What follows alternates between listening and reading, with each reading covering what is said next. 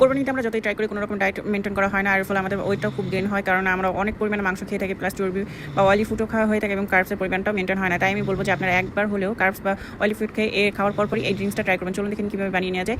এর জন্য আমি প্রথমে একটি গ্লাসে নিয়ে নিয়েছি হাফ কাপ টক দই, এরপর আমি দিয়ে দিচ্ছি আমার ম্যাজিক মশলা। এই মশলাটা তৈরি করার জন্য আপনি একটি ফ্রাই প্যানে পরিমাণ মতো ধনে, জিরে, মৌরি এবং আজওয়াইন ও কালো জিরা নিয়ে ভালো করে টেলে নিয়ে সেটা আপনার গ্রাইন্ডারের সাথে ব্লেন্ড করে নেবেন। এখানে আমি একটু মিহি না করে আস্তে আস্তে রেখেছি, আপনারা চাইলে মিহি করে ব্লেন্ড করে নিতে পারেন। দেন এর সাথে মিশিয়ে নিলাম সামান্য পরিমাণ বিট লবণ, অবশ্যই এখানে বিট লবণটাই ব্যবহার করবেন। দেন আমি সবগুলো উপকরণকে একসাথে মাখিয়ে নিচ্ছি, ভালো করে ফেটিয়ে নিয়ে এর মধ্যে দিয়ে দিচ্ছি একটি আস্ত লেবুর রস। অবশ্যই এখানে একটি লেবুর রসই ব্যবহার করা ট্রাই করবেন। এতে করে আপনাদের ফ্যাটটা একদমই পেটে জমবে না, প্লাস আপনাদের কোনো রকম অস্বস্তিও ফিল হবে না। নর্মালি আমাদের কোরবানি ঈদে গরমটা একটু বেশিই থাকবে, প্লাস অতিরিক্ত মাংস খাওয়ার ফলে যে অস্বস্তিটা দেখা যায় সেই অস্বস্তিটাও আপনারা ফিল করবেন। আপনারা অবশ্যই ট্রাই করবেন যে কোনো ভারী খাবার গ্রহণ করার পরেই সাথে সাথে এই ড্রিঙ্কসটা খেয়ে ফেলতে। এতে করে আপনাদের কোনো রকম গ্যাস বা অম্বলের সমস্যা হবে না, প্লাস কোনো রকম পেটে মেদও জমবে না, প্লাস আপনাদের ওয়েট লসের জার্নিটাও স্মুথ থাকবে, কোনো রকম ওয়েট গেইন হবে না, ওয়েটটা লক হয়ে থাকবে এবং আপনাদের ঈদটাও ভালো যাবে। আশা করি আপনারা চাইলে এই ড্রিঙ্কসটার সাথে অবশ্যই পুদিনা বা ধনেপাতার বেটেও ব্যবহার করতে পারেন, সেক্ষেত্রে এই ড্রিঙ্কসটা কার্যকরিতা আরও বেড়ে যাবে।